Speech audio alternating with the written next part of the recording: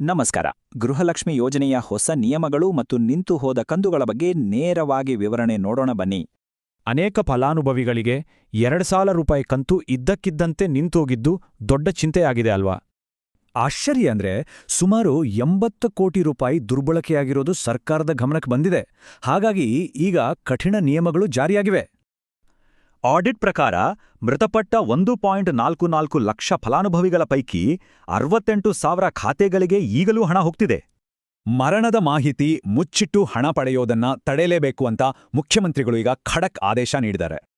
ಹಾಗಾಗಿ ಯೋಜನೆ ಮುಂದುವರಿಯಲು ಫಲಾನುಭವಿಗಳು ಪ್ರತಿ ವರ್ಷ ತಾವು ಬದುಕಿದ್ದೇವೆ ಅಂತ ಜೀವಂತ ಪ್ರಮಾಣಪತ್ರ ಸಲ್ಲಿಸೋದು ಈಗ ಕಡ್ಡಾಯ. ಬ್ಯಾಂಕಿಗೋಗಿ ಬಯೋಮೆಟ್ರಿಕ್ ಕೊಟ್ಟು ಅಥವಾ ಫೋಟೋ ಅಪ್ಲೋಡ್ ಮಾಡಿ ಈ ಪ್ರಮಾಣಪತ್ರವನ್ನ ಸುಲಭವಾಗಿ ಸಲ್ಲಿಸಬಹುದು. ಮರಣದ ನಿಖರ ಮಾಹಿತಿಗಾಗಿ ಸರ್ಕಾರದ ಇ-ಜನ್ಮ ಪೋರ್ಟಲ್ ಅನ್ನು ಗೃಹಲಕ್ಷ್ಮಿ ಡೇಟಾಗೆ ಈಗ ನೇರವಾಗಿ ಲಿಂಕ್ ಮಾಡಲಾಗ್ತಿದೆ. ಅರ್ಹರಿಗೆ ತೊಂದರೆ ಆಗಬಾರ್ದು ಅಂತ ಅಂಗನವಾಡಿ ಅಥವಾ ಗ್ರಾಮ ಪಂಚಾಯಿತಿ ಸಿಬ್ಬಂದಿಯೇ ಮನೆಗೆ ಬಂದು ಪರಿಶೀಲನೆ ನಡೆಸುವ ವ್ಯವಸ್ಥೆಯೂ ಇದೆ. ಆದರೆ ಎಲ್ಲವೂ ಸರಿಯಿದ್ರೂ ಹಣ ಬರೋದು ನಿಂತಿದ್ರೆ ಏನ್ ಮಾಡ್ಬೇಕು? ಇದರ ಪರಿಹಾರ ಈಗ ನೋಡೋಣ. ಮೊದಲನೇದಾಗಿ ಬ್ಯಾಂಕ್ ಖಾತೆಗೆ ಆಧಾರ್ ಹಾಗೂ ಪ್ಯಾನ್ ಕಾರ್ಡ್ ಲಿಂಕ್ ಮಾಡಿ ಇ-KYC ಅಪ್ಡೇಟ್ ಮಾಡೋದು ಅತ್ಯಗತ್ಯ.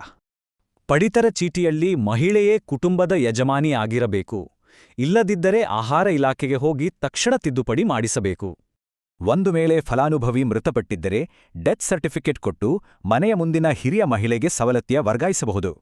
ಈ ಎಲ್ಲ ಅಪ್ಡೇಟ್ಗಳನ್ನು ಗ್ರಾಮ 1, ಬೆಂಗಳೂರು 1 ಅಥವಾ ಬ್ಯಾಂಕ್ಗಳಲ್ಲಿ ಬಹಳ ಸುರಕ್ಷಿತವಾಗಿ ಮಾಡಬಹುದು.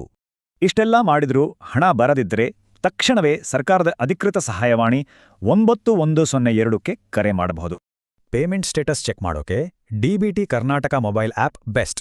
ಇದರಲ್ಲಿ ಎಲ್ಲವೂ ಸ್ಪಷ್ಟವಾಗಿ ಕಾಣುತ್ತೆ.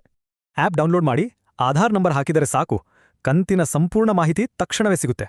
ಈ ಕಟ್ಟುನಿಟ್ಟಿನ ನಿಯಮಗಳು ಅಕ್ರಮ ತಡೆದು 1.24 ಕೋಟಿ ಅರ್ಹ ಮಹಿಳೆಯರಿಗಾಗಿ ಈ ಬೃಹತ್ ಯೋಜನೆಯನ್ನ ರಕ್ಷಿಸಲಿವೆ. ನಿರಂತರವಾಗಿ ಕಂತು ಪಡೆಯಲು ಫಲಾನುಭವಿಗಳೆಲ್ಲರೂ ತಮ್ಮ ಬ್ಯಾಂಕ್, ಆಧಾರ್ ಹಾಗೂ KYC ದಾಖಲೆಗಳನ್ನು ತಕ್ಷಣ ಅಪ್ಡೇಟ್